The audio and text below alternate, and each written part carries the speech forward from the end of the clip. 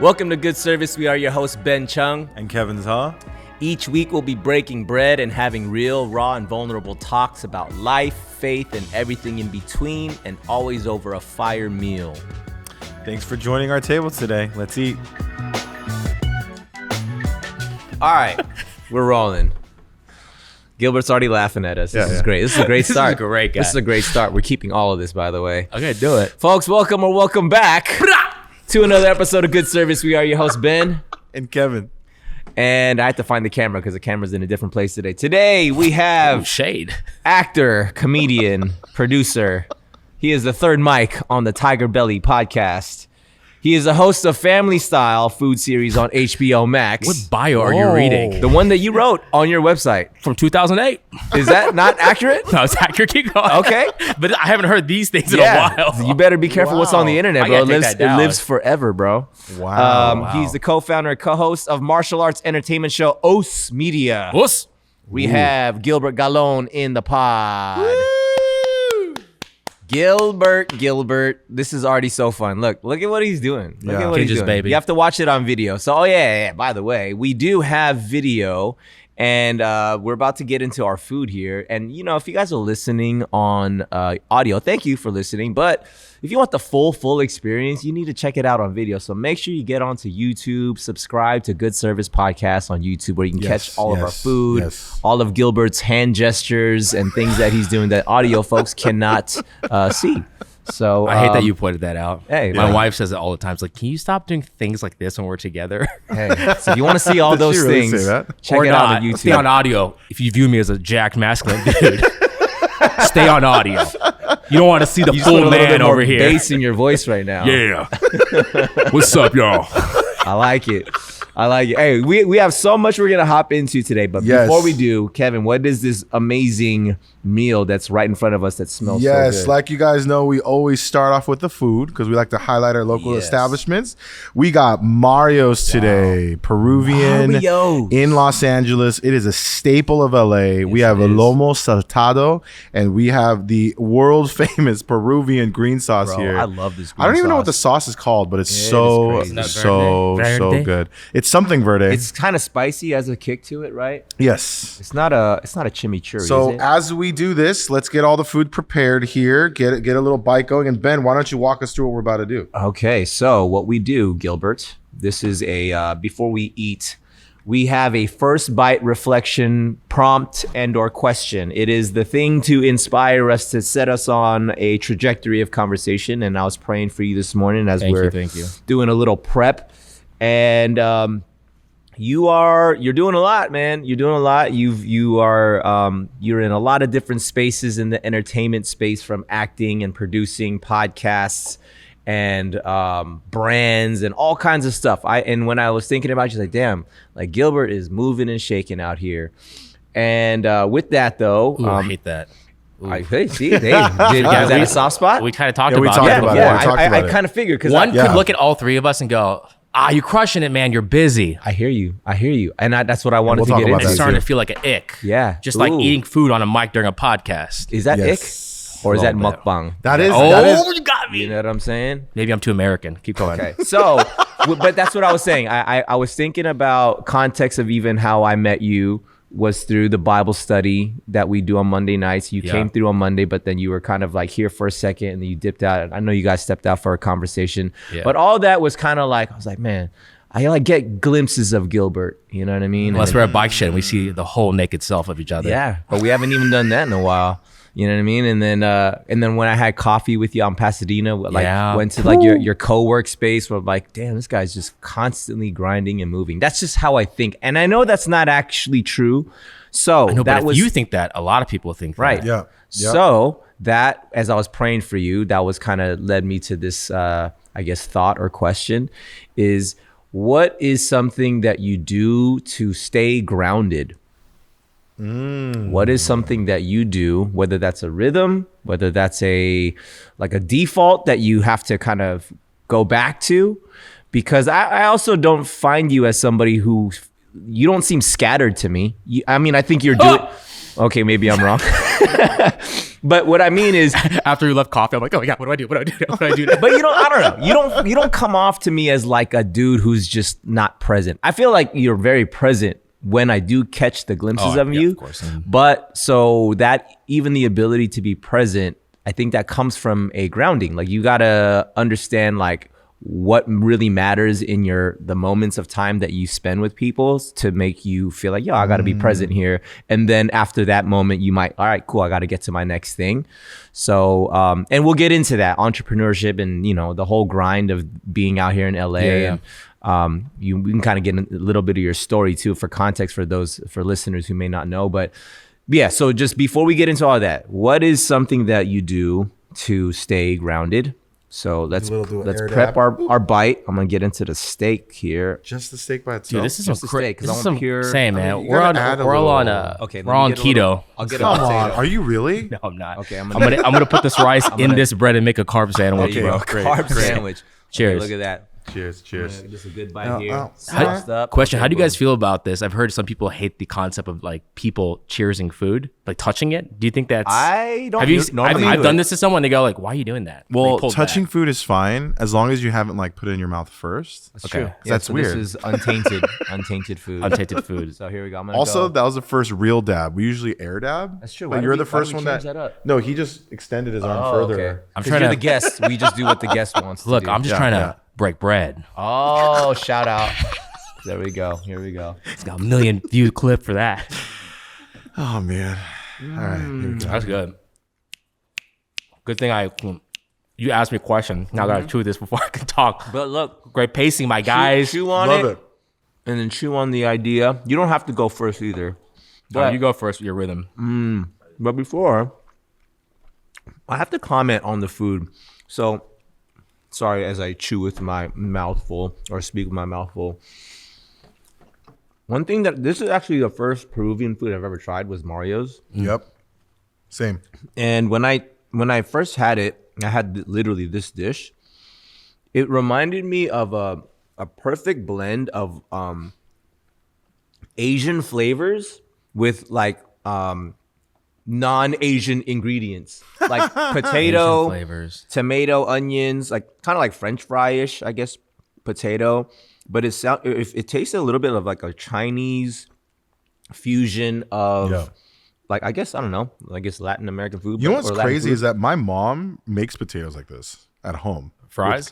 But she'll put like the Asian flavors in it, like soy sauce and Right. stuff. So she actually makes it like that. I wonder if and this might be an ignorant question, but like, is Peruvian food a lot of kind of fusion of flavors and ingredients? And I don't think so. Actually, I don't know enough. I'll to just kinda be a little taste more like convicted. Asian-ish No. no, okay, then that's just my ignorance. And if I'm wrong, hit up the comments. We want more engagement. Light us up in the You know what I think? comments. Hey, if you guys want more engagement, just don't say I think. Just say this is what This it is, is and it. let people get This angry. is factual. And that's how we grow good service. Is pissing off people. Yeah. And then apologizing. And apologizing after. Yeah, we'll apologize. As a matter of fact, I will No, say all these ingredients. doesn't though, it taste a little Asian-y though? Like a little bit of Asian No. flavor? Okay, But I will say. all right.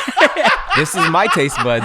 I am entitled to the You are opinion of my entitled to taste your buds. wrong opinion. It's fine. Yes, okay, fine. I will say the ingredients though, it made me think of potatoes. You got beef. You got onions. Is that a got- pepper or tomato? This is basically without got the spice. rice, though. Kalbijim.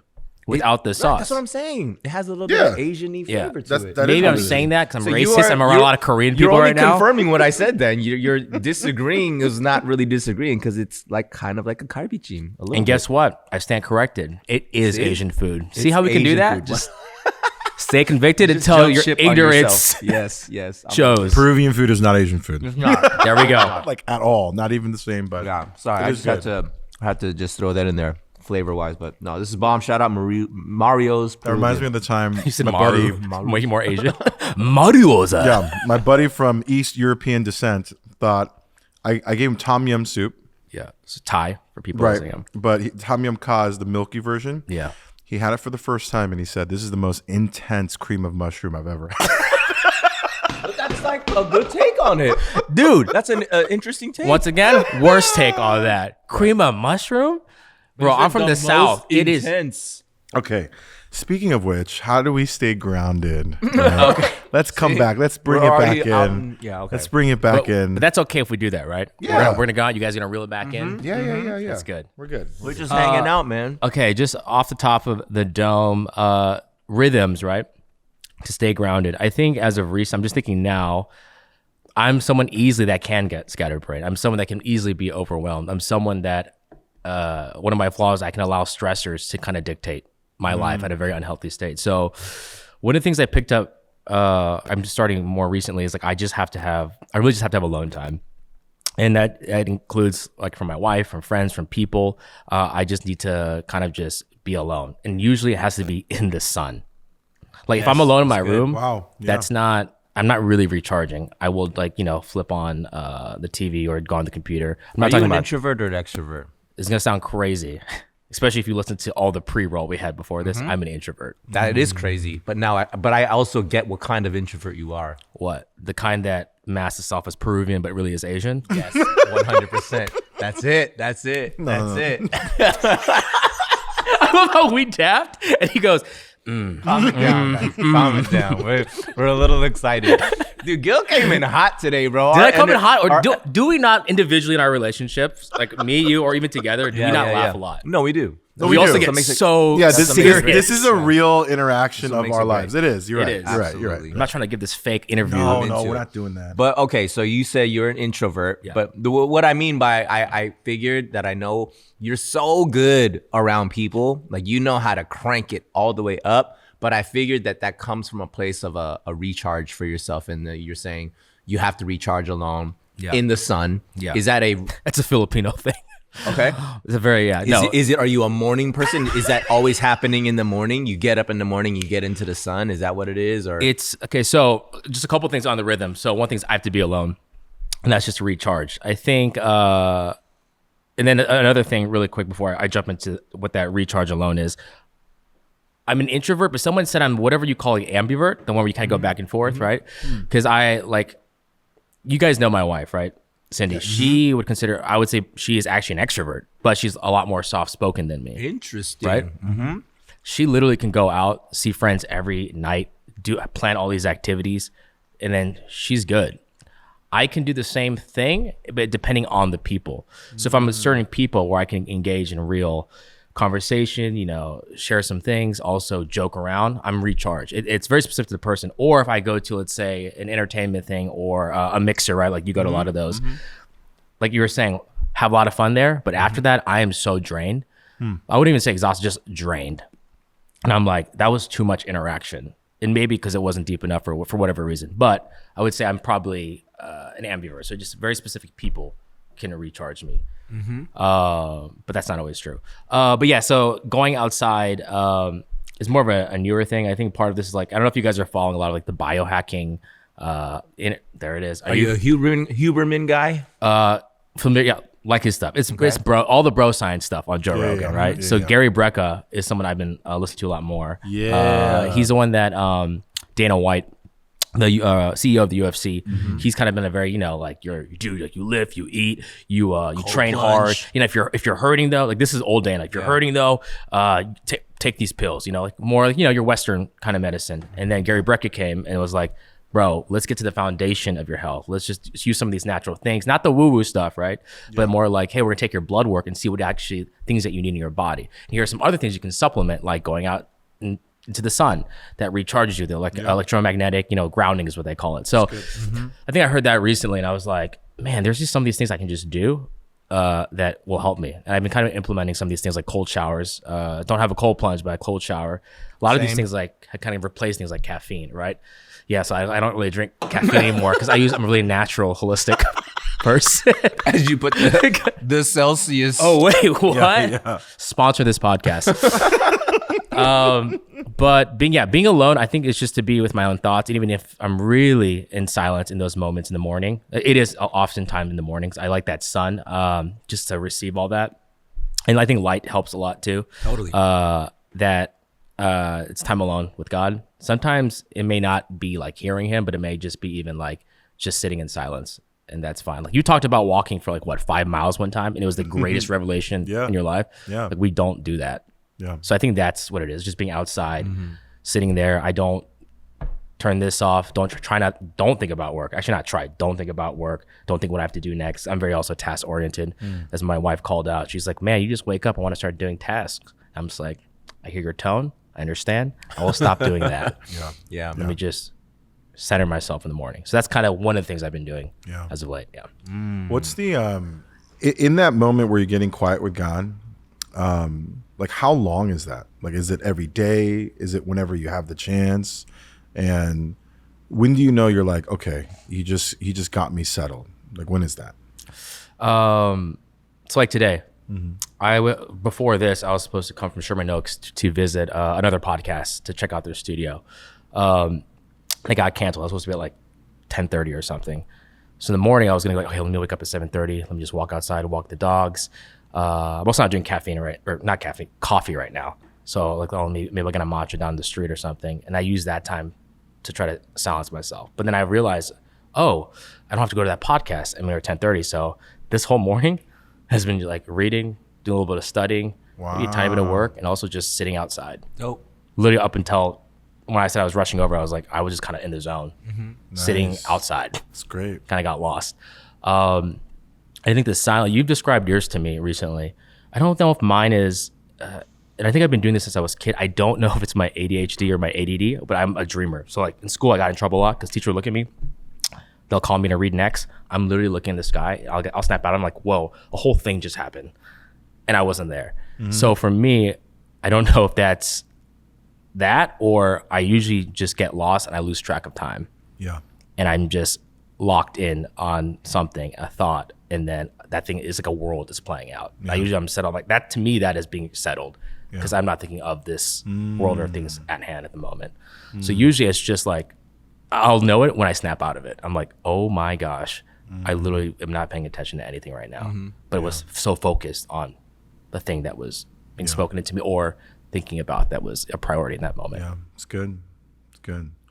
Yeah, I think, I mean, I'll share mine just because it's so similar to like how I get grounded is like, I'm going to talk about a different moment because I have practices like this as well, like the quiet moments that I do to like help me ground in like my life. Sure. But I'm going to talk about a grounding moment more of like when I'm in the heat of things.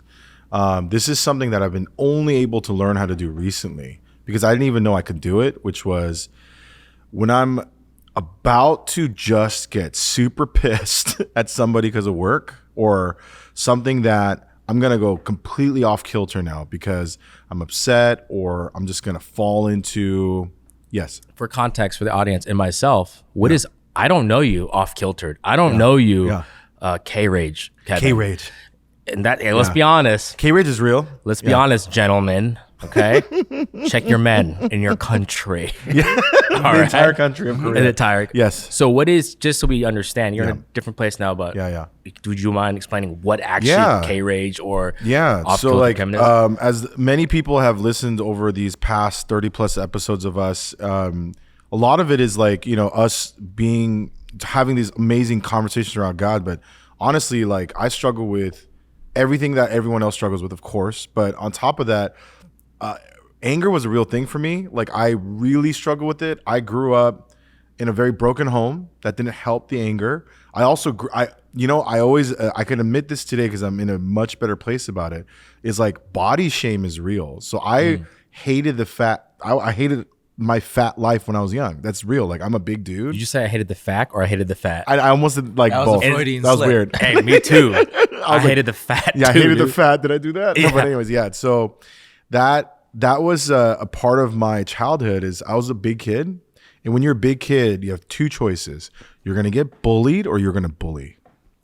There's not a lot of choices you get as a guy, and luckily I was taller and strong enough that instead of getting bullied, I just bullied to get out of it. Like, what am I supposed to do, right? I'm growing up. I'm one of the only Asian kids on the block when I was in Palm Springs, when I was in San Francisco. I moved around a lot, and then I got back to the LA area, but LA was where I was born. But when I was moving around a lot, there wasn't a lot of Asian kids. I'm a big, chubby, friendly looking dude, right? Yeah. What am I going to do? I'm going to get picked on. That's what's going to happen. Did that happen? Oh, absolutely. But instead, I just bullied back, and that was my thing. So rage was a big part of my life from like when I was young. So giving that context with a lot of work and healing, yada, yada, yada. But naturally, when I'm upset, people at work, I mean, I'm going to make fun of myself, but people at work would be like, oh, Kevin's going North Korean. They say that like all the time. And that's like a thing. They're like, oh, he's doing the North Korean Kevin. And it doesn't help that the idea of you in a Kim Jong-un costume, when you actually change into one to reprimand your employees. I own a costume, but anyways, we'll talk about that later. But like the fact that that's like a thing that I get so upset to a point that someone's calling me a dictator is like, it's pretty bad. Mm-hmm. Yeah. And so grounding is something that I need so regular, because in the moment of rage or today, what it looks like is, oh, someone missed a deadline. Oh, someone needed to do this, but they didn't. Right before I take an action, I just talk to God. I have to, like right then and there. And it's going to look strange because sometimes it'll, like when someone says something, I'll just be quiet for a second. That's me fighting myself to not let the flesh win. Like that is me literally fighting myself live. And so sometimes it's, I lose, or many times. But what I try to do nowadays that really helped me was the greatest worship that I've been learning. And I've been hearing this also like through pastors and other things, but the greatest worship that I've been learning is not, singing is amazing. Woo, singing's dope. But worship. You said a little condescending. No. It's good. I love singing. I love worship. Okay. I love it. There's a lot of truth to what you're about to say because you shared this with me. And we kind of agreed. Yeah. Worship today is those quiet moments where you deny your flesh. That is the greatest worship. I wish I had the scripture because I can see it, but I forgot what it is. Yeah, me too. I'm like thinking about it, Romans. I know what the scripture is because it talks about the quiet place where you pray. Mm-hmm. I gotta look that up later, but I will. I'll put the context. But maybe Gene will put that right here. Yeah. Gene, can you find the verse and put it out? Thanks, Gene. Thanks. Yeah. But that's what my grounding practices are on a daily. Yeah. Can I ask a little bit about your bullying? Because I was also a big. Were you? Nah, you've been handsome. Nah, bro. I was a chubby kid growing up. Straight up. I got pictures to prove it. We'll put those pictures right here. Yeah, I'll put mine right here over there. Yeah. We need a program for chubby kids. Wait, really? No, straight up. I can't imagine. I was very similarly bullied. So you became the bully, not the bully in your situation. No, like I got stories. Here, like we don't need to go crazy rabbit hole on this, Let's but go like rabbit hole. I was bullied, and then so like I definitely was angry. I was chubby, and I was like the one Asian kid amongst a bunch of white kids, because that was also, there was like a little bit of racism, sprinkled in there, along with me just being insecure about being the chubby kid, all of that. And then like that I developed a huge chip on my shoulder because of that. So I got into a lot of fights because of that. So I just became an angry kid that I didn't know how to express other than through violence. So that was my, way of expressing. But then when I got into like high school, I guess the fighting made me confident because I knew I could fight. Yeah. So then you were piecing people up? So I would be like the Robin Hood of the kids that got bullied. Don't justify this. I'm just being real. Look, I'm just like the Jesus of Nazareth when it comes I'm defending the poor when I pop. So, but really though, there were bullies in high school that would pick on. Oh yeah. The whatever the easy targets. Sure. So I would go to those guys who would bully, and I would pick fights with them because they would bully kids. I'm like, yo, pick on me instead. Like, if you're gonna do that. Robin. And so like I would get into a lot of fights to defend kids from getting bullied, which was not always smart because I would get beat up sometimes. So like, but I didn't care. That was just kind of how I was. Like, I'm like, I could fight, I could take a punch. And so that was how I was. But just to answer your question, I definitely identify with that. Like, I had the body shame issue to like the Asian. I'm like, I'm the other. You know what I'm saying? I'm not the majority. So what's so interesting? You guys share your stories about your youth, right? How that, like, to me, that's really informed a lot of my trauma or how I've defined myself because of all that bullying that happened to me, and then I became a bully to certain other people. Mm-hmm. But it's so weird hearing your stories because you guys said I got bullied for being bigger and then being Asian in a predominantly white area, which is, I thought my story growing up in Georgia, but you guys grew up here. So I'm a little confused why you guys were in Bakersfield. Why were you, when I look at you guys, like as a Asian growing up in Georgia, not a lot of Asians. I went to white schools, white, black, Latinos, and whatever Gilbert is, right? So like that's really, people thought I was Mexican. Like that's really what they thought. And it's like, I learned all my Asianness from YouTube studying West Coast Asians. Interesting. So it'd be a lot of the dance early, like those dance groups or like seeing, remember that Tie My Shoe song?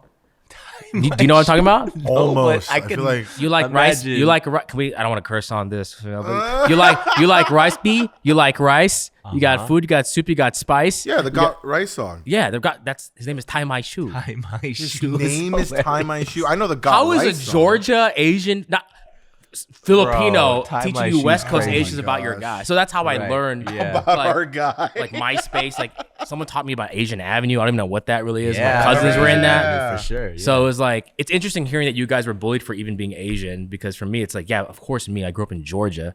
I thought you guys were just doing like interracial racism. Nah, like, I mean, it all depends. I mean, you grew up like Diamond Bar, right?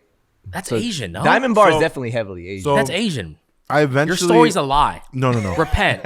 Listen. Repent. Listen. Name 3 Asian friends before you were 15. Go. I have a page of them. John, Jonathan. They're Sounds all kinda Kims and racist. Parks. To list all your Asian friends on a paper. Yeah. It's kind of John Lee, danger. John Park, John Choi. But what I was gonna say is, my middle school and high school, I did grow up in Rolling Heights and Diamond Bar. Okay. Right, which is super Asian. So this is more of like early childhood. And during my elementary days, I actually moved around quite a bit because I come from a broken home. Man, my childhood story is pretty crazy, so I will not go too in deep there. But it was a lot. Give me the highlights of your brokenness Highlights would be or lowlights. yeah. Sorry Low about lights. that. I know, geez. What are the highlights of your trauma? the best parts yeah. of your broken. Do top 5. Top 5 of brokenness. No, I'm not going to do that. But what I will say is that my parents are divorced when I was 3. My dad wasn't really part of my life. And there was a time in my life from the age of like around 6 to about 9, so about 3 years, where I had to move in with my dad because my mom went back to Korea. And so during this season, there's a lot of this story my mom doesn't know, and I know she won't listen to this pod, so it's all good.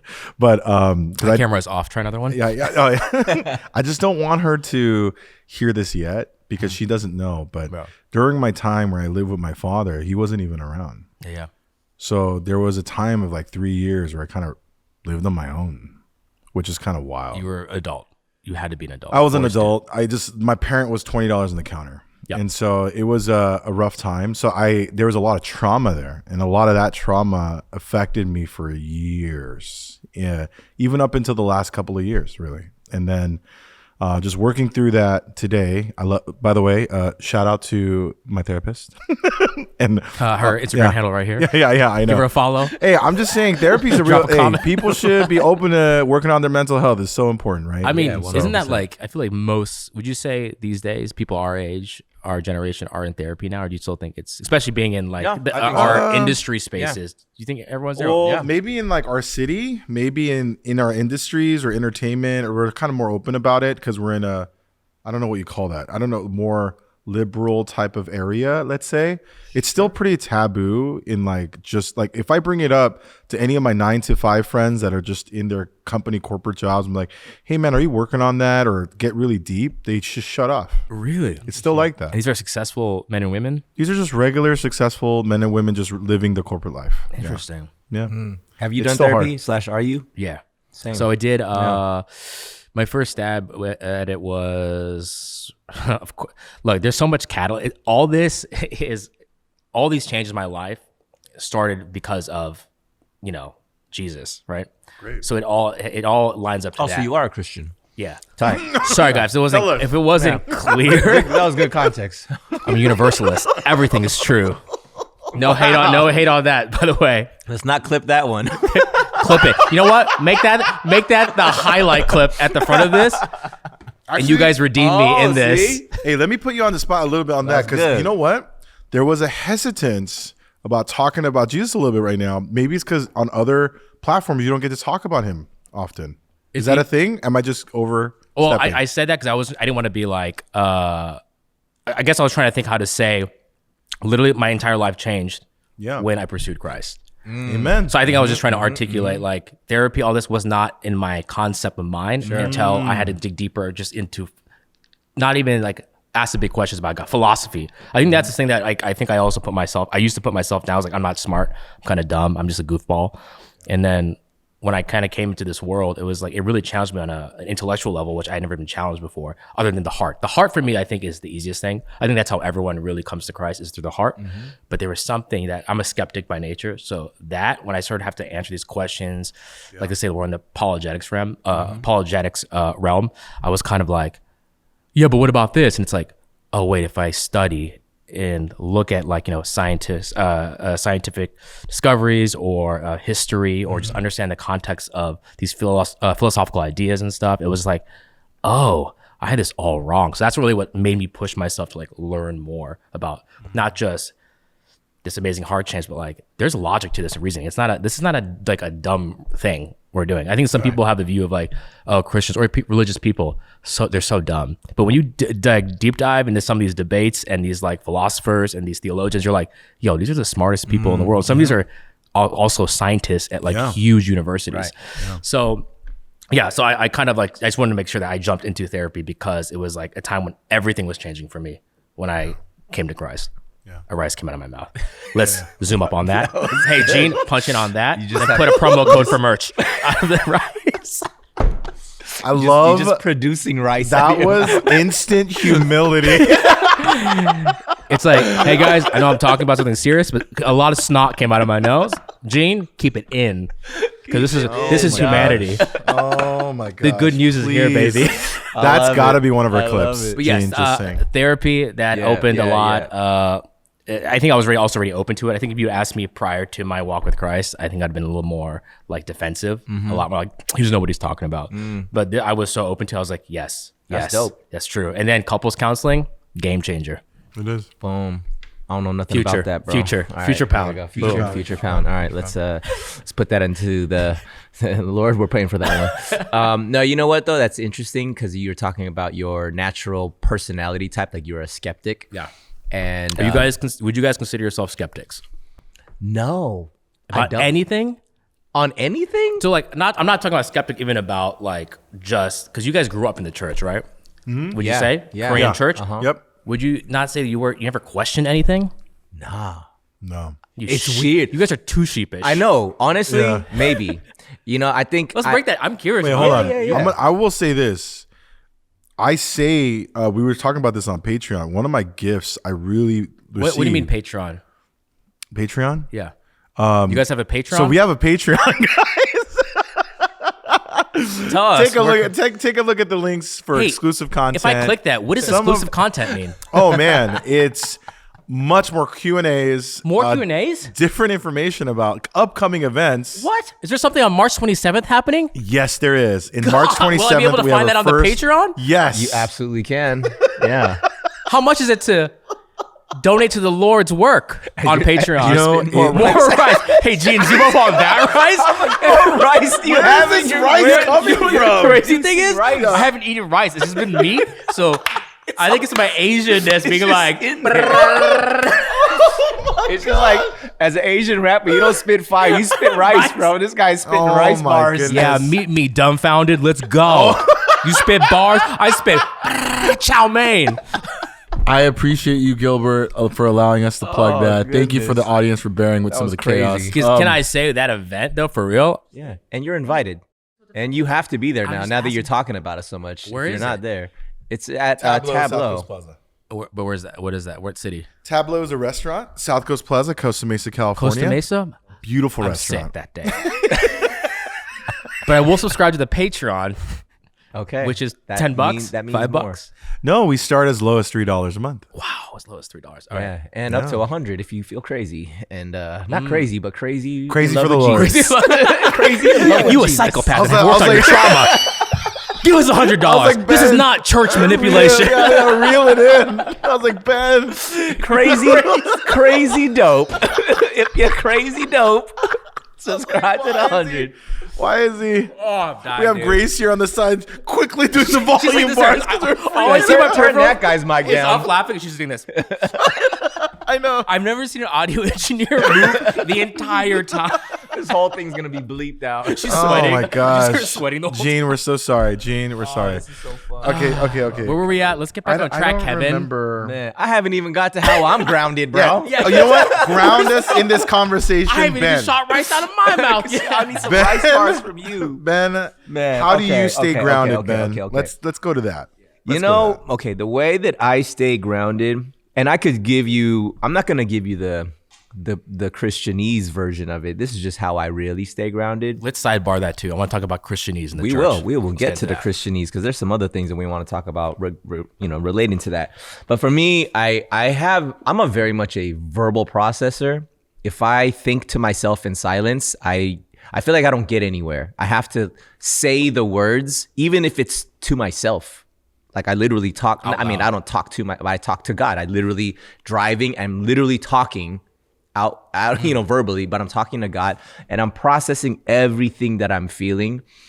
And, I say everything from the conversation that I had with the person that pisses me off, the way that person hurt me, the confusion that I have about this thing or that, why I don't have this. Like I do a lot of complaining, right? And in that, I don't just like dump it and then leave it and then like, cool, I got it out. It's off my chest.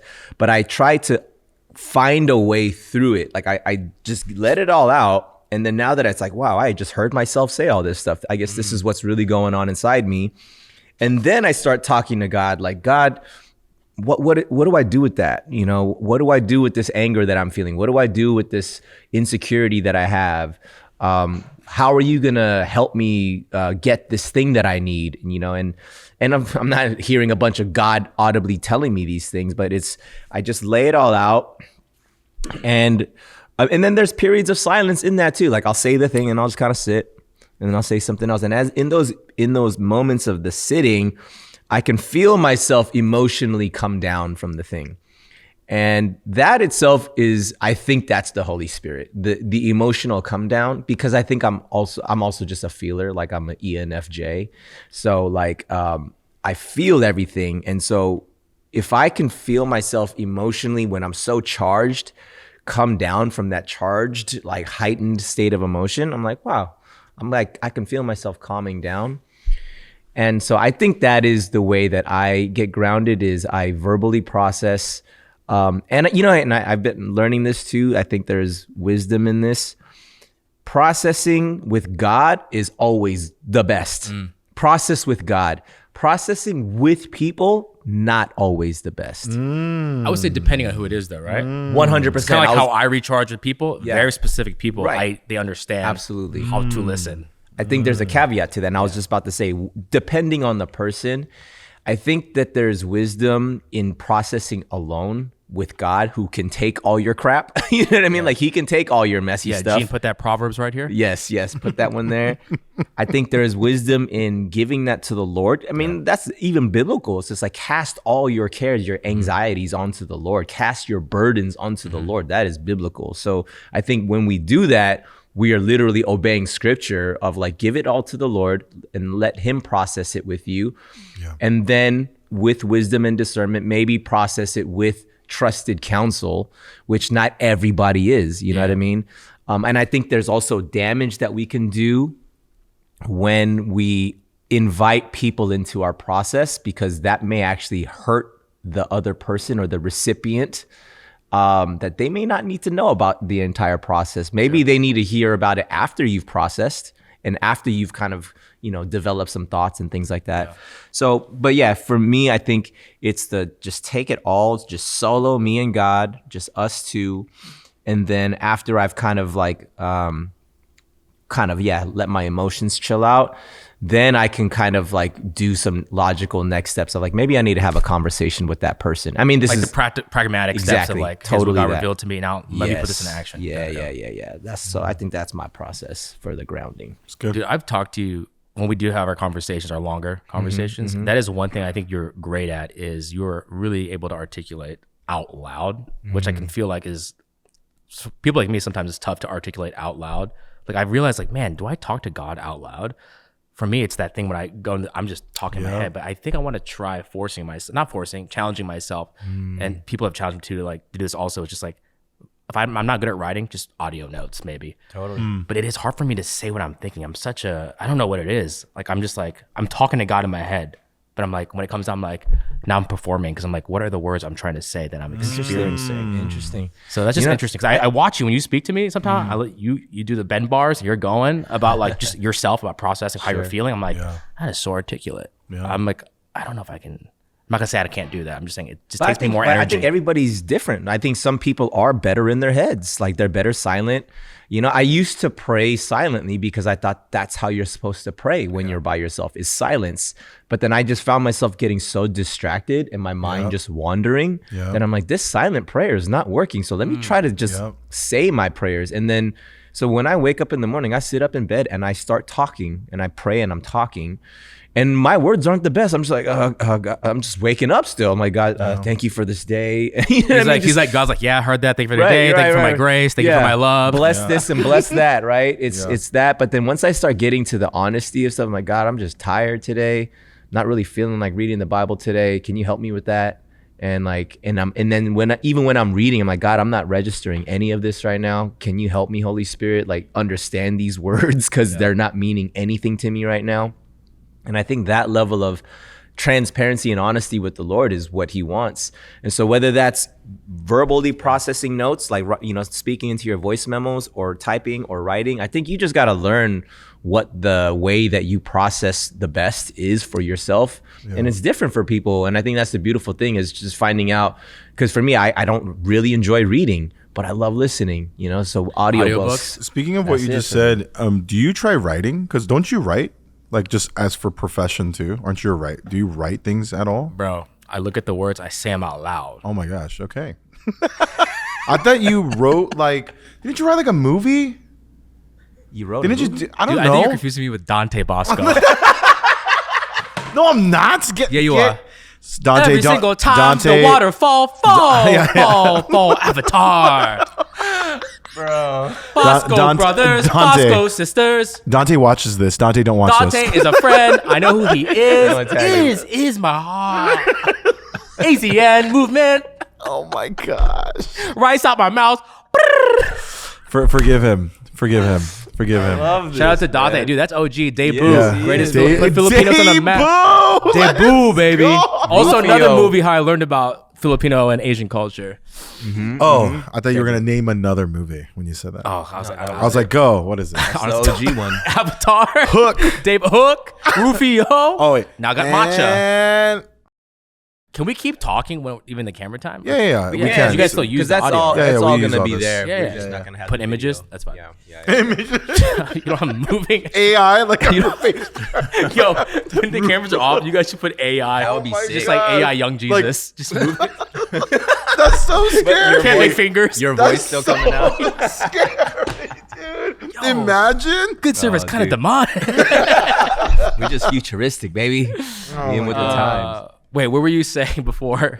Oh, if I write. No, I would say actor. So I think people ask me what I do. It's shifted throughout seasons, but I think at the core, I'm an actor, a performer. Do you think you're more of an actor than a comedian, though? I'm curious about that. I'm curious. Define that. Oh, What is a comedian to you, and what is an actor? To me, a comedian wants to. Careful, it's gonna get clipped out. No. To me, a comedian, from what I understand, is someone that wants to entertain the public through specifically comedy. So that could be stand-up, that can be writing, that could be all sorts of mediums. Is Steve Carell a comedian or a comedic actor? He's an actor. Comedic actor. Interesting, but Steve Carell came from the school I came from, Second City. I see him as an actor, hold on, because he obviously chooses different roles to act. Like that's what he's looking, TV as a medium. He's in an actual, like he's embodying that character, right? That's what he wants to do. That's all I meant. But I thought you were going for comedy for some reason. Like, could be who wrong. would you say is a favorite comedian of yours? PK. I'm trying not to name some.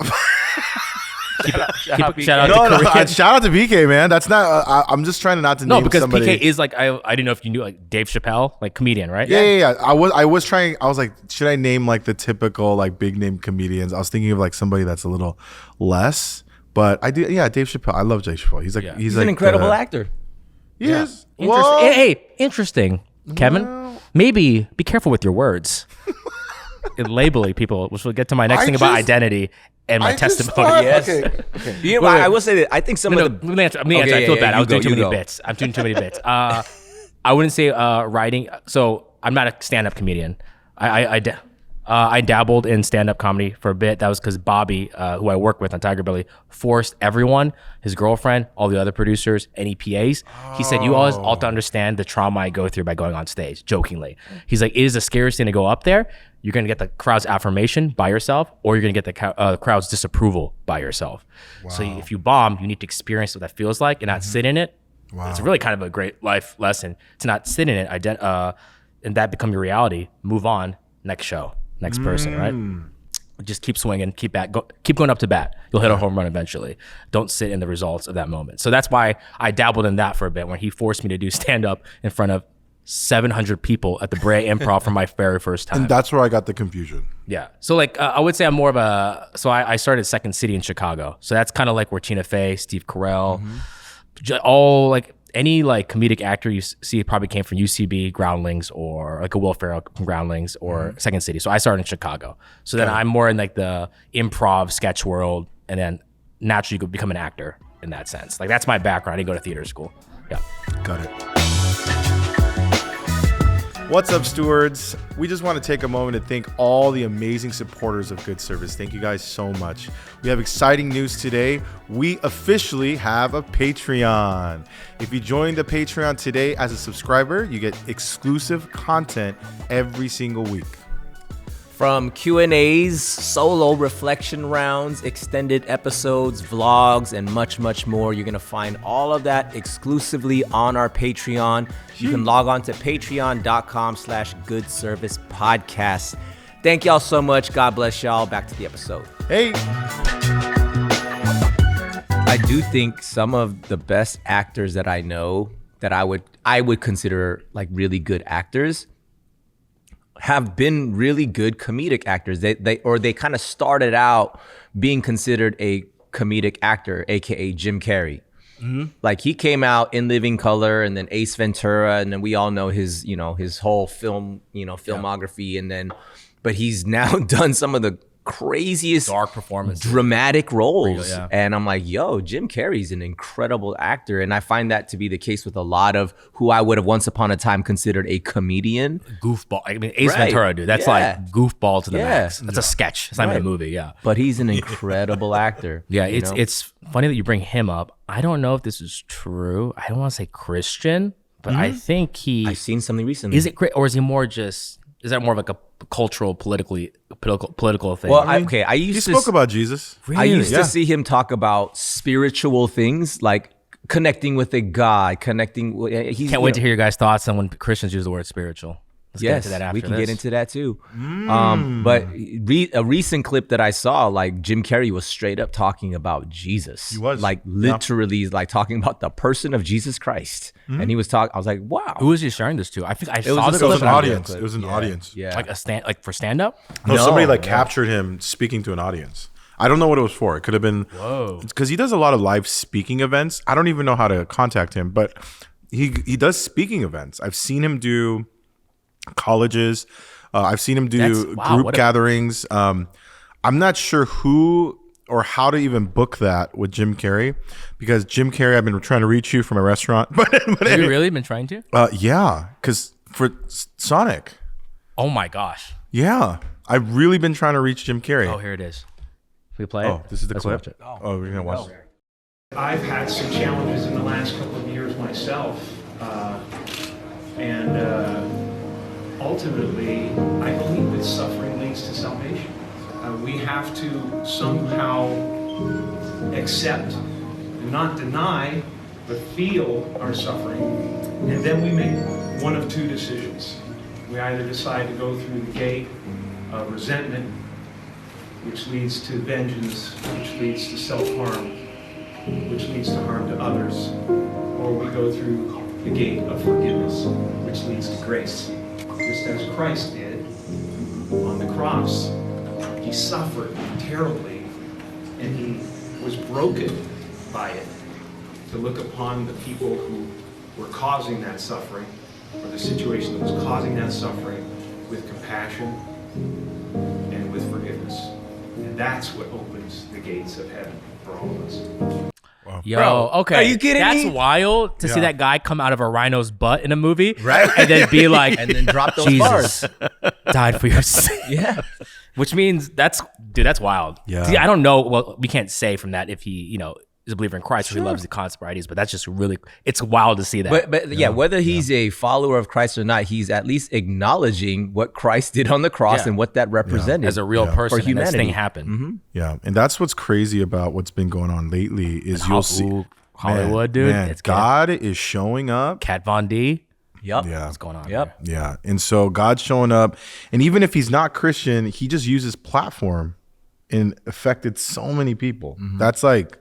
Anyways, no, there's so much truth to that, because I feel like, I don't know if it's a more, it's weird. I think because there is this like cultural thing happening, right? You know, you have like people's like truth or whatever, like morals and all these different conversations happening, even political spectrum, just to the regular conversation of what's happening in culture. Yeah.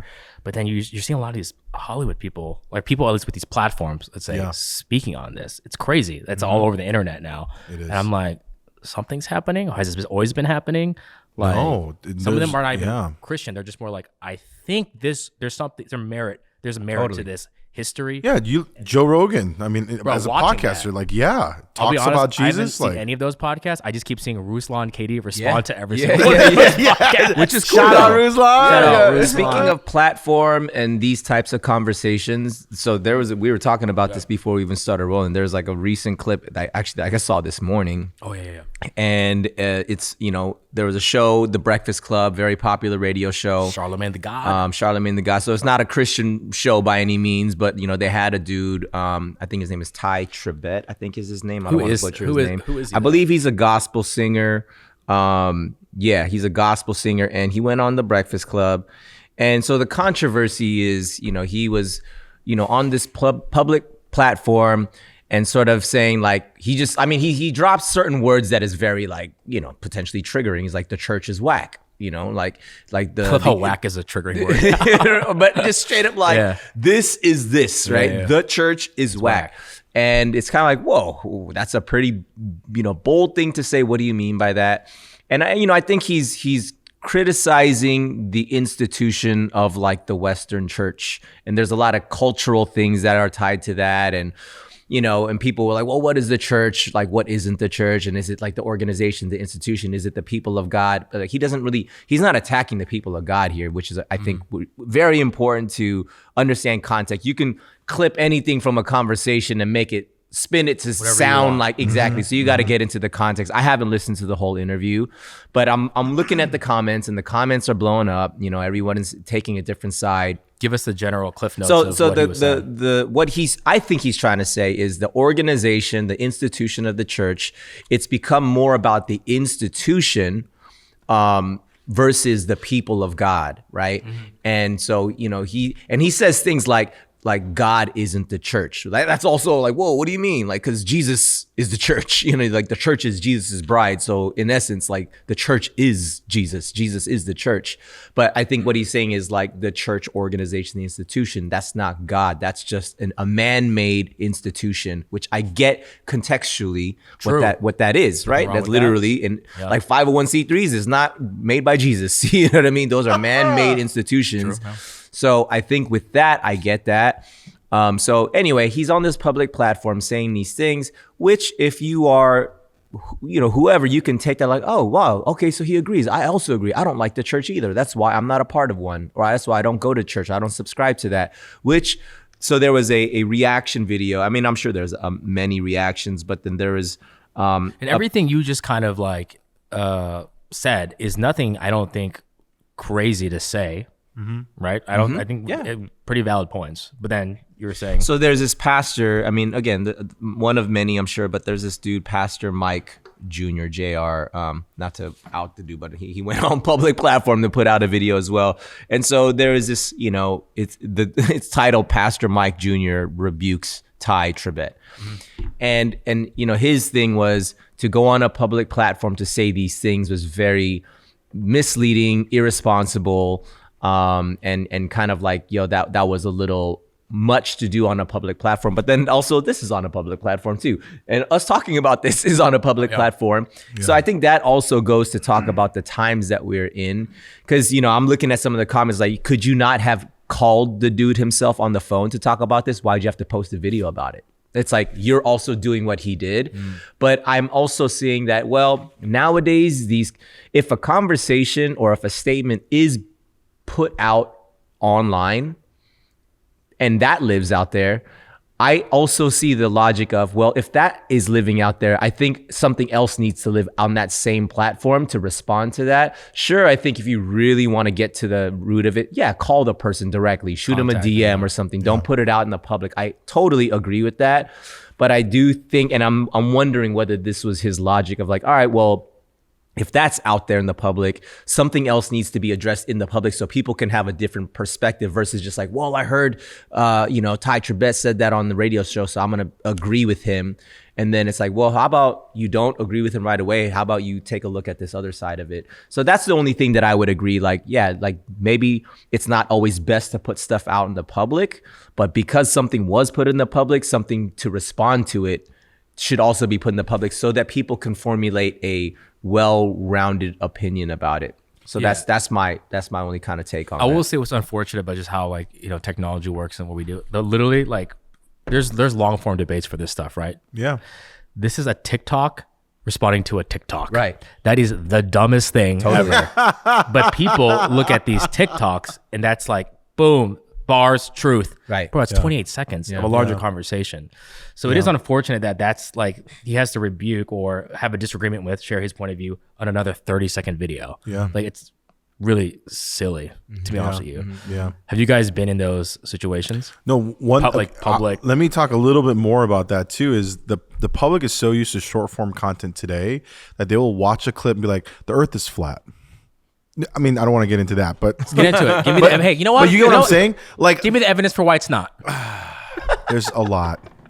There's a lot. Give me two things. There's NASA. my gosh. Let me also just like hold it down for the flat earthers out there. Let me represent you in this conversation. Oh my goodness. Like literally. See how us as sphere people, Earths, we can't right away defend it quick. I know I can't do it fast. That gets but, into I will apologetics show too. you Oh yeah, tons of things. But anyways, but Tons of I will just show you things. I'm not gonna get into this, but what I will say is, open up a whole other can no. of worms. What I'm just saying is that they'll take these short clips and like that's now like the truth to them. Yeah. They didn't do deep research. They think aliens are walking around in Miami.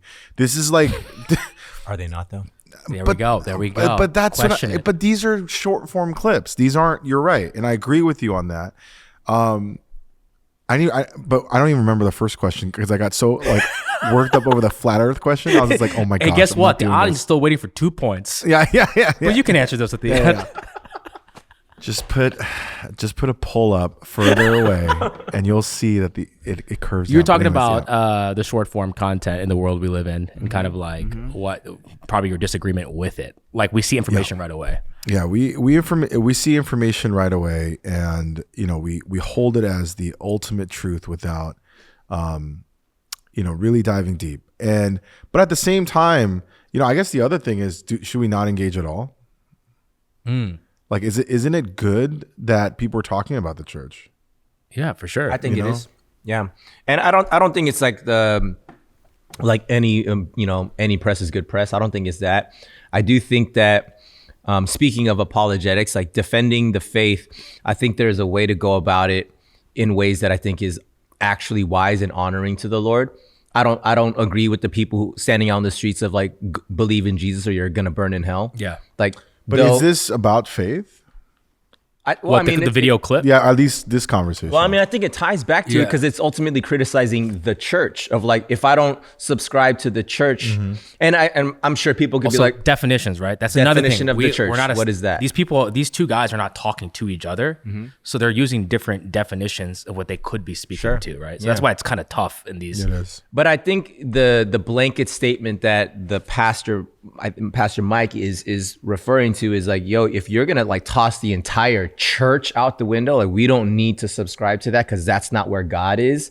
Then if I'm gonna be a little bit naive, like let's say I'm searching for spirituality and I see that clip, I'm like, oh, see, that's why I don't go to mess with church, because look, I don't need to go to church to find God. I can find God anywhere else because clearly the church is corrupt. So why would I do that? I'm gonna go find God in whatever the freak I think God is in, the universe and in plants or whatever it is.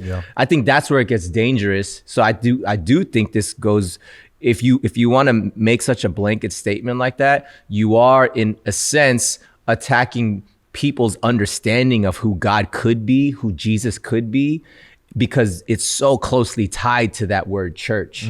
So I think if you unpack that word and define it a little bit better, of like not the institution, but the people of God. If you're talking about the people of God, now I think we're talking about the same thing. You know what I mean? It's like, okay, well, if Jesus was not about a building, was not about 501c3s and whatever, but he was about people and gathering people to believe in him and that he is the way, those people who follow him are the church. We are the church, right? And some of these people will create places to do that with walls, which is a building, right?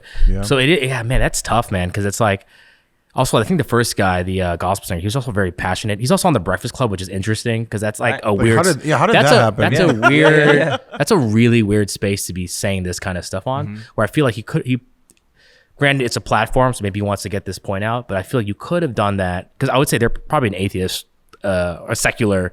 Like, I don't know, maybe Charlemagne the God, he's like Jehovah's Witness. So it's like a little bit that there, like a religious affiliation there. But man, it would have been great to see him come on like another bigger Christian conference so you can have debates within people that are speaking the same language. But I think, like, I mean, shoot, I've seen like Lecrae be on like Sway's morning show on Sirius XM, you know what I mean? So like that's a Christian artist being on a secular platform, but he proclaims different though. Very true. And I'm not saying one person's way is the way to communicate and articulate. I think people are different. And I think there's ways to even drop certain sort of like potentially controversial statements for the sake of expanding to get people to what you actually mean. And maybe he did. I don't know. Like I said, I didn't watch the entire interview. We're also part of the thing. We watched a clip and then watched another clip responding to a clip. But okay, so I will ask then, because these are two clips, we're just dissecting both of them for what they are. Like, and ours going to be a clip. Sure. Sure. Reacting to a clip of another clip. We're in this echo chamber now. But I'm asking that because it's all social media. At the end of the day, it's content. Content to be consumed, and then for it to be interpreted however it's interpreted. People will disagree or agree. Do you feel though, and again, as a content creator yourself, right, in multiple different platforms and in different ways talking about different things, like how do you view, like, how do you use your platform? What do you feel like you're responsible to say or not say? How free do you feel to speak about? Because Kevin even talked about the fact that like, yo, like you probably don't really talk about your relationship with Jesus on Tiger Belly, on Os. Like these are just things that maybe that's not the topics of conversation. That's why you don't. But like, do you feel like as yourself, as a follower of Jesus, do you intentionally compartmentalize like, yo, that's not the space for me to be talking about X, Y, or Z topic? Or do you just kind of let yourself talk about whatever, whenever you feel prompted to? And like, how do you use your social reach and like influence to represent for Jesus in a way that you feel like, yo, I'm being consistent, I'm being authentically myself, I'm not playing a role, but just being yourself? That's a good question. So I'll address actually, I'll say even social media, my relationship with social media.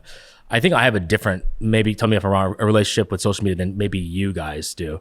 For me, I don't use, there was a shift, once again, when I came to Christ, that this became a lot less important.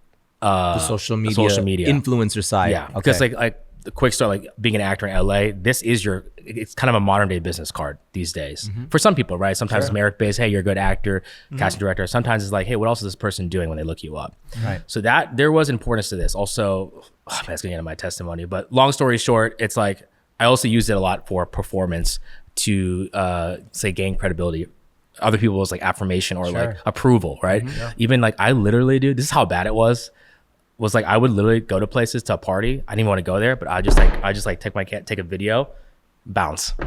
Oh, to show that you were there. Bro, dude, that's look deeper to that. That's something very wrong of how I view myself, my value. And like so after that, it's been a slow process. Like I just stopped caring. Like people always laugh at me because I'm like, bro, you don't I gotta stop dropping that. People the guy that complains about our sounds you see Greg doing a lot of just yo, her Papa Lock is good. It's got Poriotics over here. Come on, Can. Come on, Dumbo. I know dance references, guys. ABDC. Let's go. Shout out. Ridiculous. But like, so my relationship, we'll probably tell I don't really use it. I have to be reminded from people, hey, can you repost this thing?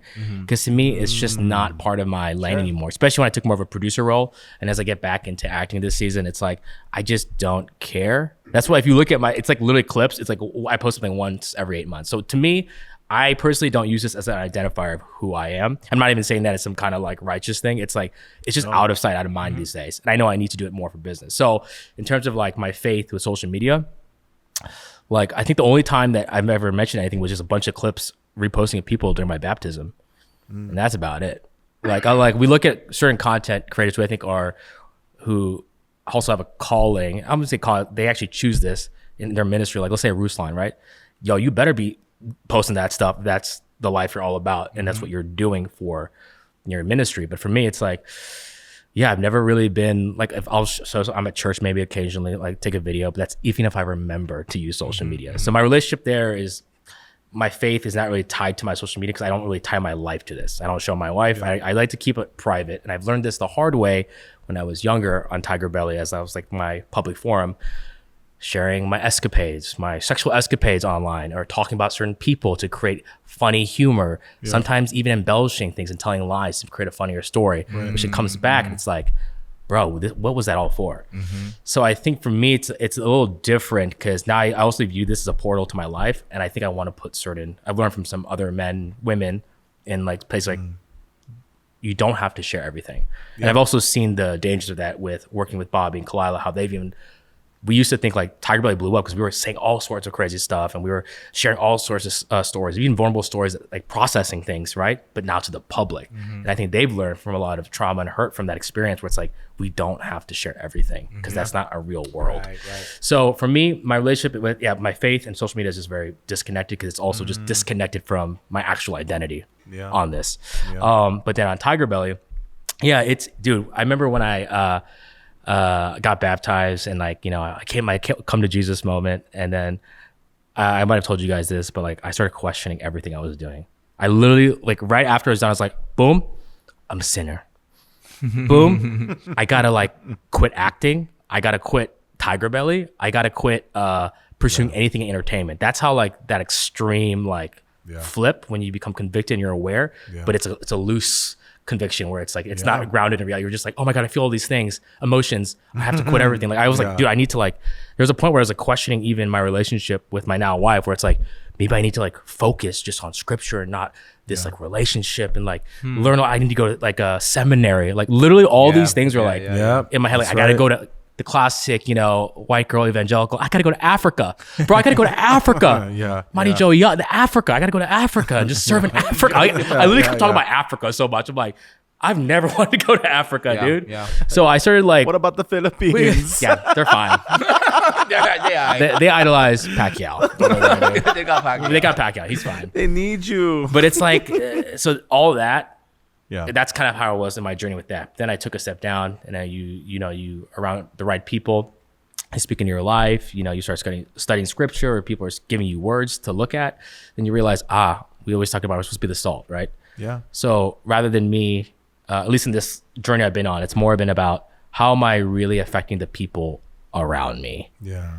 Am I holding myself accountable and disciplined to where they look at me and it goes, yo, you kind of different. I know we hear that all the time talking about Christianese, but to me, that's kind of been, I've started to see the reason why I'm placed in certain, it's why I can see why I'm placed in certain positions now. Yeah. I think that season's changing where this all might go away and I'll be in different positions, which I can feel, but this very long journey of all these different projects I've been working on, I'm clearly there to be an ear, a voice to certain people, because a lot of these people share the same brokenness as me, so I can speak very clearly to certain brokenness. Where some people they'll tell their problems, I'll be like, hey man, I'll pray for you, but I'm not gonna try to speak unwise to act like I know how to speak to that. Yeah. But there's a very specific thing with me which ties into identity that I can speak into a lot of people in the spaces I'm in.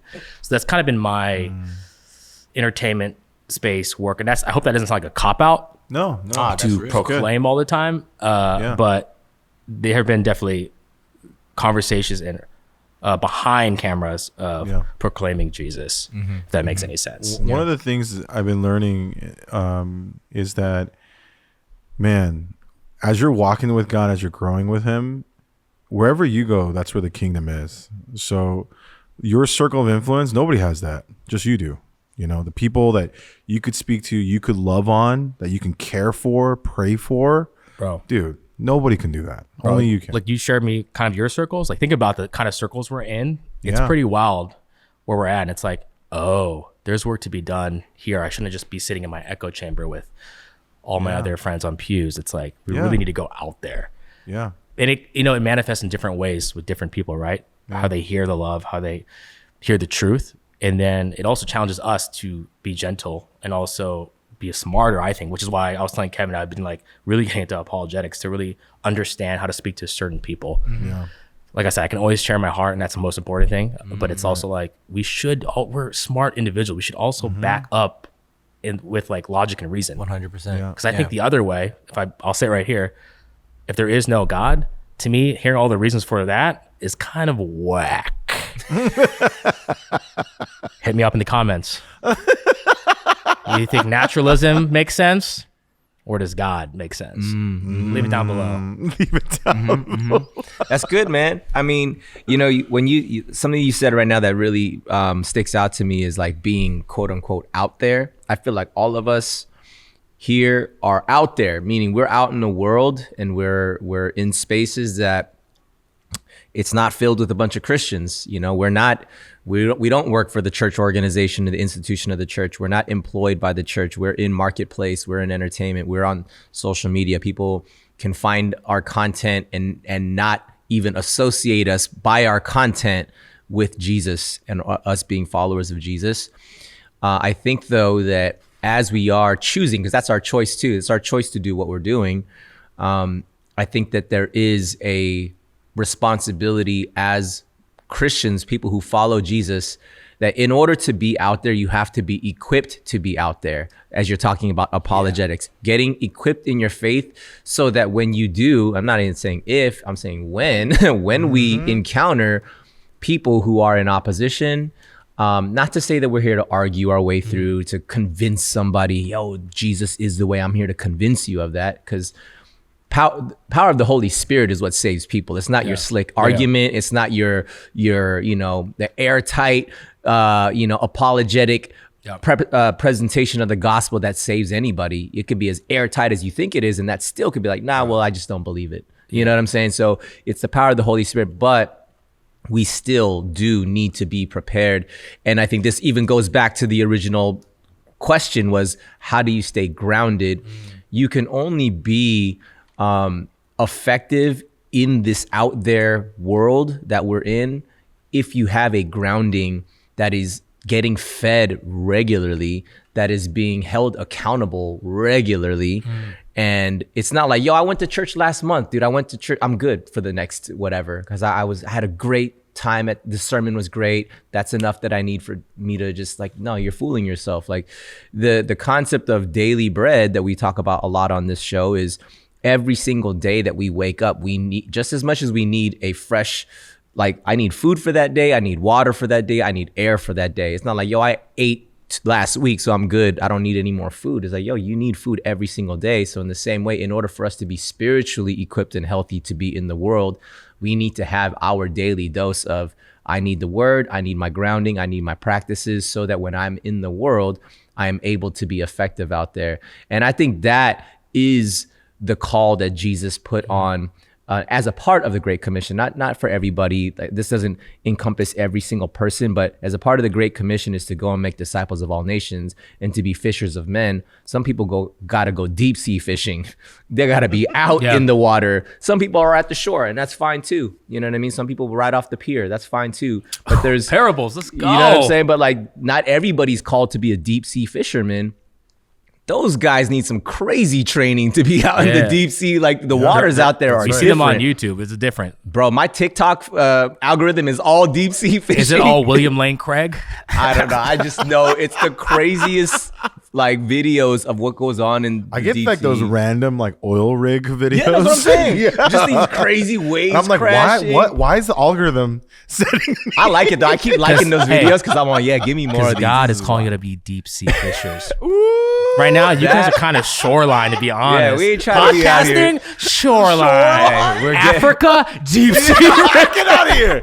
What? Did you hear this? Our podcast That's needs wild. to be popping in Africa. Go, yeah. baby. Two Asian guys. By the way, we're in like 8 countries. Okay, like Let's 1% go. of our Let's audience. go. Let's Like, Dude, let's hey, go. name the countries right now. I'm actually curious. What countries are you guys in? We We're got in the some UK. We got in Australia. We're in Australia. Dang. We're in the Philippines. We got some Philippines. shit. Yeah, we too. got 3% of our listeners in I Philippines. don't even know what that means. 3%. How many people is that? That's like 5 people or something. I don't know. That's like a coconut. Hey, that's shout out that coconut. Oh my god! But no, I just, that's, dude, 100%. But that's what I'm saying. Not everybody's calling is to go do it in the same spaces. Yeah. But if you are called to be a deep sea fisherman, you better have that deep sea training for you to be effective out there. And so I think apologetics, because you're also wired to be this skeptic, as you say. So like, in order to feed your skeptic side, well, let me get equipped so that like, when I encounter people like me, who I myself am a doubter, I have to know why I believe it, and why I'm willing to stand by it, like as if my life depends on it. Exactly. You know what I mean? It's like, I don't know. I'm curious, when you guys engage in your faith, and I've heard some of your stories and yours actually, like for me, I feel like I always bump into in my circles, it's always like atheists, straight up. Like I don't really meet a lot of other Christians who are talking about more than nuances. It's like literally someone that's like, nah. And that is like a normal thing for me. And I've started to realize like, bro, I need to like, because then it's like, I'll tell my experience and that's how the conversation ends. But like, it's more like, I want to be able to like, no, let me just really tell you that you can trust this story of Jesus, right? Let me plant that seed just a little bit so you can do your own thing. Go watch Case for Christ or, go meet a friend at church or something. But I'm just curious, do you guys ever encounter actual angry atheists where people are really combative? Because I don't know why it's been happening to me for the past like 6 years. Can I encourage you on that too? Yeah. As you're running into angry atheists, because I'll be honest, I don't run into too many of those. Same. Me neither. But one thing I will say, Let me correct. Angry not as like they're screaming at me. Yeah, Angry like yeah. when we engage, they find out you can feel some tension. Sure. And Yeah. Before that used to scare me. And I'll share a story after this and encourage people, but it's better now. Yeah. But I want to encourage that too, is because God knows us. Like literally, He knows every hair on our head. He knows how you're made and built. He knows how I'm built. And so the convictions that you're getting about apologetics, dude, I got so excited about that. I was thinking about it all the way home because I'm going to go, yes, anytime I run into an angry atheist, I'm going to send him to Gil. Here's my friend Gilbert's number. Feel free to text him. And I'm Dude, going to get your and number so out. anytime I run into Jim Carrey, I'll be like, you got to go to the Sonic restaurant, dude. See whose mine sounds better than your offer. I'm so giving you Jim Carrey. excited. You're giving me angry All the atheist. No, okay. Hit up my boy Gilbert. And all the Jim Carrey, hit up my boy Kevin at Sonic. And speaking of that, there is a practice, and this is why community matters. Community matters because everybody is built so differently, and we're all called to the battlefield of ourselves. And once, as we're fighting and winning that battle, reinforcements are right next to each other. You know what I mean? Totally. And so this is where don't put that label on me. You know what I mean? Maybe I'm just like a. You know, just light apologetic. Like I'm not like the pilot. I'm like the crew. I'm crew apologetics. No, but this is where it gets me excited, is because again, as we walk together as brothers and our community.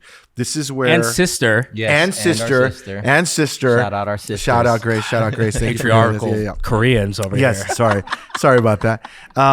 Korean Jesus. Korean Jesus the number one. Number one Korean Yeah, Jesus. Korean Jesus is the number one. And as we get into that, sorry to my Korean Americans that I had to listen to that because of Gil today. But as we're getting into that, community is so important. Yeah. Right? Because I don't have to do it all. I don't. And what I found to be great about building trust and powerful relationships, I'll give you a hack to everyone that wants to build really strong relationships really fast. Let's go. When you want to invest into someone as a person in a relationship, the hack is, as you listen to who they are, immediately start thinking about people they need to meet. Because I don't need to do it by myself. So then you introduce them to 1 to 2 to 3 people, and they do the same, and they do the same. And guess what? Now they're friends with all your friends, and they all love Jesus.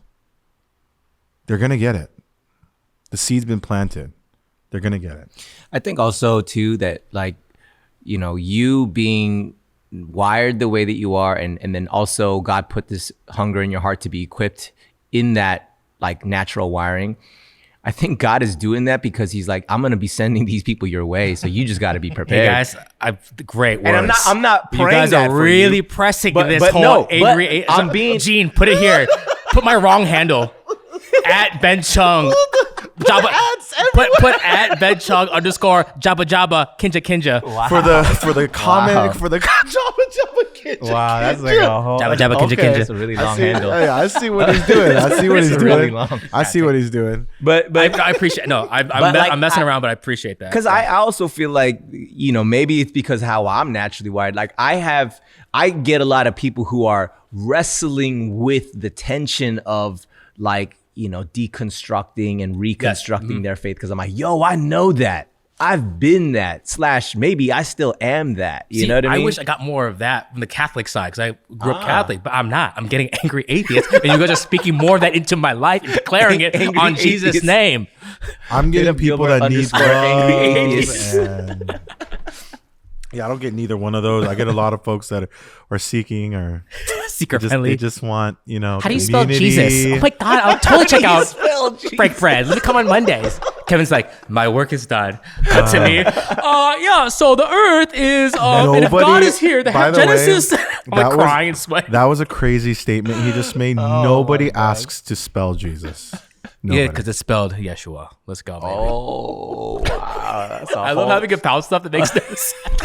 He's like, I don't want to do this, Gilbert. It's just affirmation, man. It's affirmation. Where Dude, are we going with it? we are going everywhere. I'm having fun, guys. This I'm is having me. a great time. Well, for one, we got to get you back in here. Are we done? Don't tell me we're done. Well, we are. I'm sorry, we're out of SD card yeah, memory. our Brain's been running back and forth. Our cameras have shut off about 3 times today, so Yeah, I got story. I gotta share my full testimony next time. we'll get you back for with that. some homies in the industry Would love that. who you would know them on TV that I had some crazy conversations. I fear talking to them about this because I feel like I wasn't equipped. Okay. But as soon as it was like God took care of me, shared my my heart for Jesus, opened them up, Wow. they're getting baptized. I'll share that story because you would recognize them online. But I'm not saying, I'm just saying to encourage people. Like, sure, I'm talking about apologetics being more convicted, deep sea fishing, but it's at the core. Still at the core. My fear when I talked to that guy was I won't know what to say, like the apologetic stuff. But all he wanted to hear was my story. Wow. And that was enough. So just to encourage people not to be like, I have to now do this thing Gilbert's doing, and these guys with angry atheists. It's like your heart is enough That's it. to see That's Jesus. It. That's it. Amen. That's it. I love it. I love it. Amen. Well, dude, again, we're gonna have you back. It's been tough to get you in here even for this one time, but Bro, you also. Oh, first wait, of all, can we you- talk about that Okay, no, one can we time? talk- Let's you talk guys- about that You one guys are time. also last minute kind of people. Let's be honest. We are. kind of are. We are. But we've we been are. talking. We've been asking you for a while. You've been ducking our calendar requests for a minute.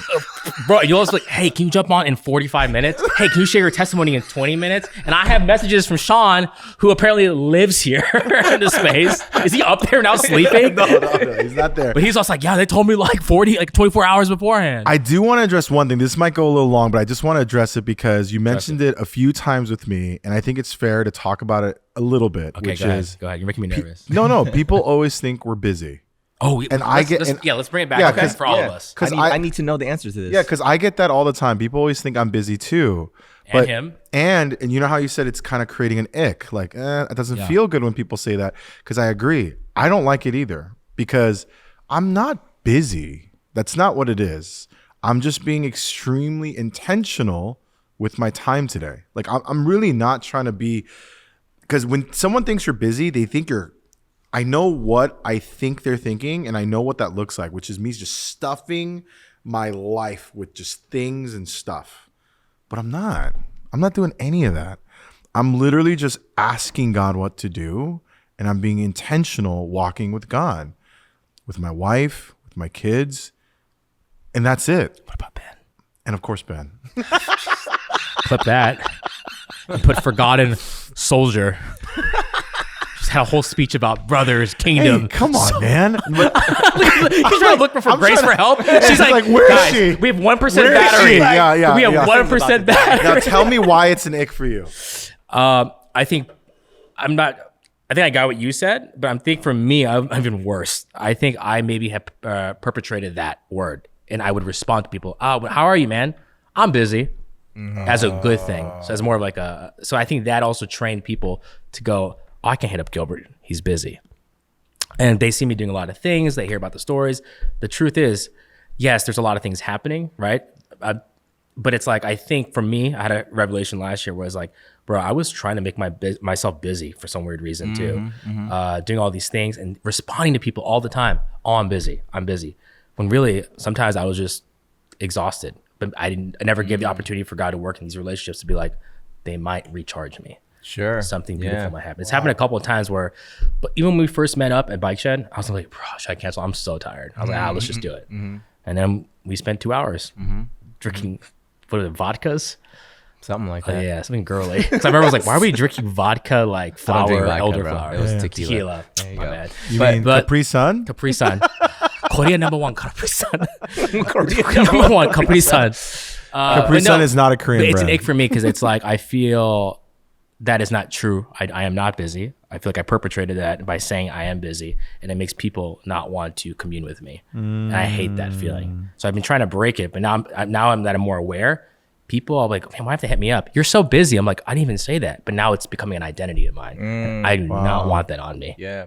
I have a slightly like different take from y'all too. Cause I think, yes, I am intentional with my time, but I also do plan for things to happen. AKA like if it's in my calendar and it's blocked out, then yeah, I am busy during that block.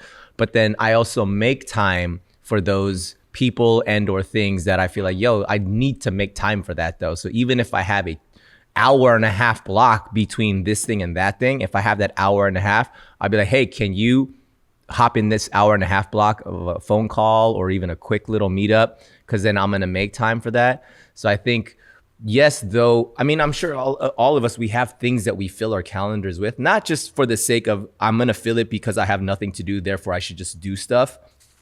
But if it's a podcast, if it's work related things, I think that stuff's all legit.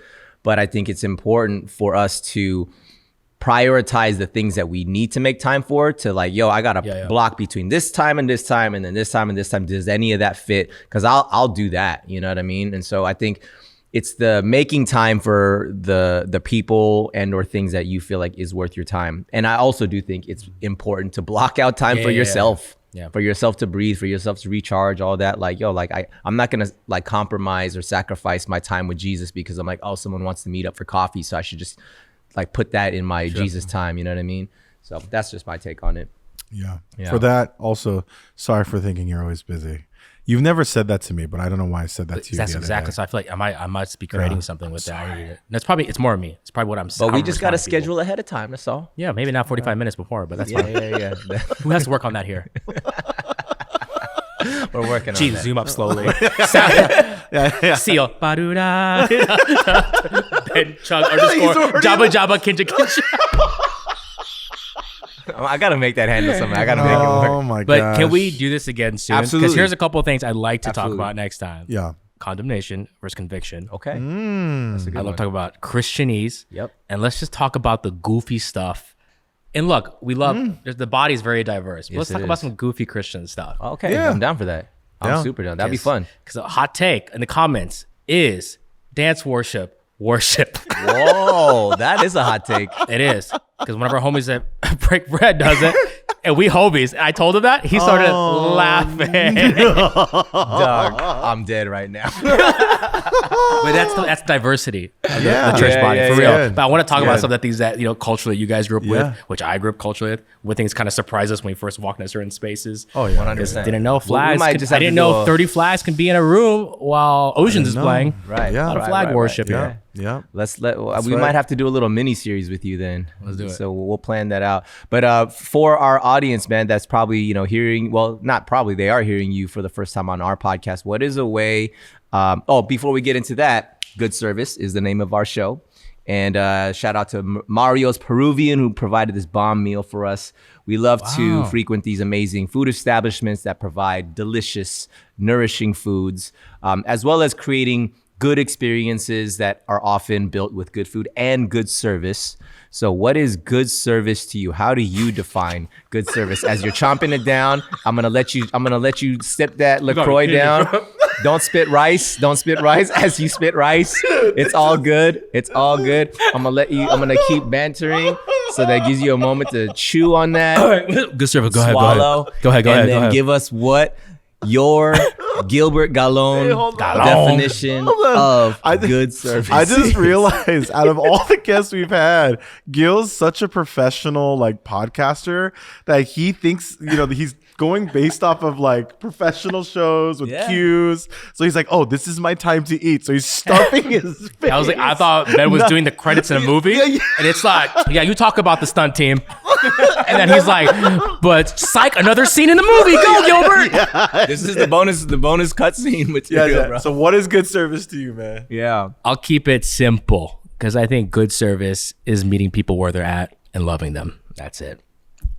That's really good, man. It's good. What is a way that our listening take another audience bite. take another bite, Hey, bro? man, ask him a question so I can enjoy this Peruvian food. You can enjoy as we're done. You know what? Eat after. We can eat after. What is a way that our listening audience can serve you during this time? I mean, you got a lot of stuff. You got Tiger Belly, you got Oos. What are some ways that people can serve you during this time? I don't even. It just hit me up in words of encouragement or just ask me to hang out if you don't know me. How can they hit you up? At Gilberts _Jabba Jabba. Hey Gene, just at Gilberts GILBITS. Just hit me up on the DMs. We will plug that in the caption. Hey, in all seriousness, man, this was probably the most fun that we've had on the pod. Christians are fun, guys. We are fun and a little stupid at times. Yeah, but, we're human beings. Yes, we are. Yes, we are. But dude, thank you so much. But bro, honestly, man, outside of the jokes, always a good time hanging out with you. But bro, just seeing your heart. I've known you now almost a year, I think. Yeah. And we spent, a decent amount of time in getting to know each other. Not enough. And we need more, and we will do more.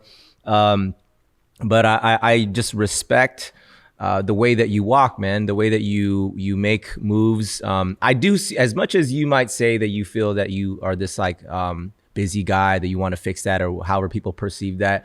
I do see that you're a very intentional person. Appreciate that. And as I said this earlier, that you are very present when you are here. And that itself is tough. People have a difficult time of being present. It's checking the phone. It's like, yo, what time is it? Like answering texts and thinking about what the next thing that you have to do is. I don't feel that from you. And I do think that's literally Jesus in your life, and him putting that on your heart to be present. And that is very Christ-like. Christ was very present. He was never in a rush to get anywhere. He was always present with the people that he was with. And even if that was in his alone time, he was present with his Father, So just your morning routine to all of that, I see that as very much of a thing that grounds you as a person. And it's a blessing to call you a friend, call you a brother, and to just walk alongside you and do life with, man. So just want to acknowledge that, praise God, you know, for that in you, and just keep moving, man. Keep doing those moves. Your turn. Your turn to give him his flowers. Well, Ben, settle on. For Kevin's response, check out our Patreon for the full Gilbert affirmation segment. You crypto, bro. You're always about business, man. You tax collector. Get rid of that identity, Kevin. Oh my gosh. No. Oh my gosh. I just want to say I love you both. It's also crazy because like I feel like I'm meeting you guys in a very specific time in your guys' life. Yeah. And I'm glad I'm meeting you guys in this time. Same, dude. To see you guys, to be inspired by you guys, and to also support you guys on what you're trying to do with your personal life and also for the kingdom. So it's exciting. Man. Thanks, brother. Praise Thanks, God, brother. man. Well, that's it, y'all. We appreciate y'all. We're over here. Oh, I was gonna say shout out to Grace. Yeah, shout out to Grace. Shout out to Grace, who just ran a 4K, whatever it is, a marathon. Woo! This is a two-parter, maybe? I don't know. Two-parter. I'll be Maybe the rest will be on our Patreon. Hey. We love you guys. Good service. We'll catch you on the next one. Peace. Peace. Shout out to Dante.